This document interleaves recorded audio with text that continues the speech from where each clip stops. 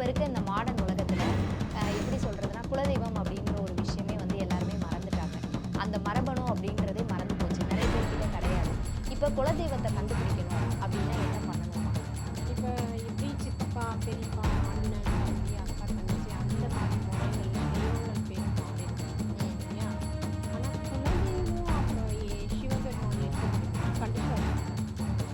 ஒரு வீட்டில் வந்து ஒரு பெண் இருக்காங்க. இப்போ என்னோட வீட்டில் நான் வணங்கின குலதெய்வம் வந்து வேற. இப்போ எனக்கு கல்யாணம் ஆயிடுச்சு. இப்போ எனக்கு கல்யாணம் ஆயிடுச்சுன்னா என்னோட வீட்டில் நான் பிறந்ததுலேருந்து வணங்கின என்னோட குலதெய்வத்தை வழிபடணுமா, இல்லை என்னோட ஹஸ்பண்டோட குலதெய்வத்தை வழிபடணுமா? அவங்க 100 வருஷமோ 90 வருஷமோ நல்லா வாழ்ந்து பேரன் பேத்தி எல்லாம் பார்த்து நல்லா அனுபவிச்சு இறந்துருக்கிறவங்க தான் மூதாதையர் முன்னோர்கள் வழிபாடுன்னு சொல்லுவாங்க. ஏன் அவங்கள தான் நம்ம வழிபாடு.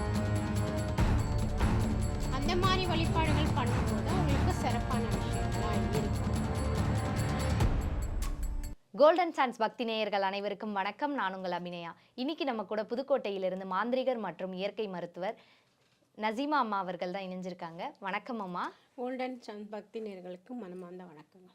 அம்மா, இப்போ இருக்க இந்த மாடர்ன் உலகத்தில் எப்படி சொல்கிறதுனா குலதெய்வம் அப்படின்ற ஒரு விஷயமே வந்து எல்லாருமே மறந்துட்டாங்க. அந்த மரபணு அப்படின்றதே மறந்து போச்சு, நிறைய பேர்கிட்ட கிடையாது.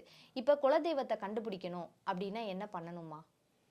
நல்ல விஷயம். நான் என்னன்னா குலதெய்வம் தான் நம்மளுக்கு அடிப்படைன்னு சொல்லுவேன். அதே மாதிரி நம்ம மூதாதையர்கள் தான் நம்ம குலதெய்வமாகவும் சில பேருக்கு அமைவாங்க. ஓகே.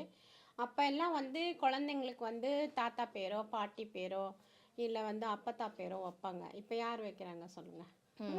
சரஸ்வதி அம்மா சரஸ்வதியா அது ட்ரெண்டிங்காகவே இல்லை அப்படிம்பாங்க. ஓகே. அதே மாதிரி தாத்தா பேர் பாட்டா பேர் வைக்கணும்னா அது வித்தியாசமாக இருக்கும் வேணான்றவாங்க. அப்போ அவங்க பேர்கள் எல்லாம் மறந்து போயிடும். புரியுதுங்களா? அதே மாதிரி தான் குலதெய்வம் பேரும் வைப்பாங்க சில பேர். என் குலதெய்வம் பேர் தான் வச்சாகணும் அப்படின்னு வைப்பாங்க. அப்போது குலதெய்வம் பேர் வைக்கிறவங்களுக்கு அது ஞாபக ரீதியாக போகும், இதுதான் நம்ம குலதெய்வம் அப்படின்ட்டு. சில பேர் நாடு விட்டு நாடு போவாங்க, ஊர் விட்டு ஊர் போவாங்க.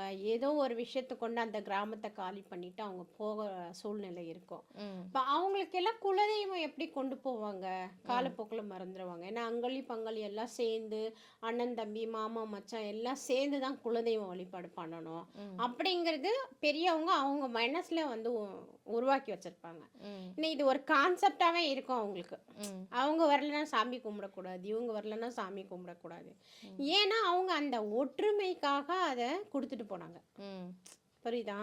என்னதான் அடிச்சுக்கிட்டாலும் பிடிச்சிக்கிட்டாலும் அந்த குலதெய்வம் வழிபாடுன்னு வரும்போது இவங்க எல்லாம் ஒன்று சேரட்டும், நம்ம குடும்பம் எல்லாம் வந்து பேசிக்கிட்டோம் அடிச்சுக்காம அப்படின்னு சேர்த்து வச்சுட்டு போனாங்க. ஆனால் இவங்க அதை பெரிய சண்டையாகவே ஆக்கிட்டாங்க. புரியுதுங்களா? அப்போ குலதெய்வம் மறந்து போச்சு. ஓகே. அப்படியே காலப்போக்கில் எனக்கு பிடிச்ச தெய்வத்தை நான் பிரார்த்தனை பண்ணேன். பிடிச்ச தெய்வத்தை பிரார்த்தனை பண்ணால் சில அதிர்ஷ்டங்கள் தான் கிடைக்கும், சிலது மிஸ் ஆயிரும். ஏன்னா இவங்க குலதெய்வம் கொடுக்கணும்ல. ஓகேவா? அப்போ இவங்க குலதெய்வத்துக்கிட்ட தான் இவங்க ஜீன் இருக்குது. அந்த தெய்வம் தான் இவங்களை வந்து தலைமுறை தலைமுறையாக வளர்ச்சிக்கான பாதையை காட்டும், காவல் காக்கும் முதல்ல. ஓகே. இவங்களுக்கு நல்லது கெட்டது வருதுன்னா அது காக்கும். ஓகேவா? மற்ற தெய்வங்கள் எல்லாம் வந்து டிரான்ஸ்பர்டாக வர்றது. இப்போ நடுவில் வந்து நம்ம வாஷிங் மிஷின் வாங்குகிறோம். அந்த வாஷிங் மிஷின் லோடு அதிகமாக சொன்னால் என்ன ஆகும்? கொஞ்ச நாள் ஓடும், அதுக்கப்புறம் ஸ்டாப் ஆகிடும். அந்த மாதிரி இந்த தெய்வங்கள் வந்து என்ன ஆகும்னா நம்மளுக்கு எல்லா விஷயங்களையும் கொண்டு போய் கொடுக்குற மாதிரி இருக்கும், ஆனால் டல்லாக போயிடும். ஓகேவா? அப்போ இதுக்கு நம்ம என்ன பண்ணக்கூடாது? குலதெய்வத்துக்கும் நம்ம விரும்புகிற தெய்வத்துக்கும் மேட்ச் பண்ணக்கூடாது. ஓகே. குலதெய்வங்கிறது நம்மளுக்கு மூதாதையர்கள் கொடுத்துருக்குறது.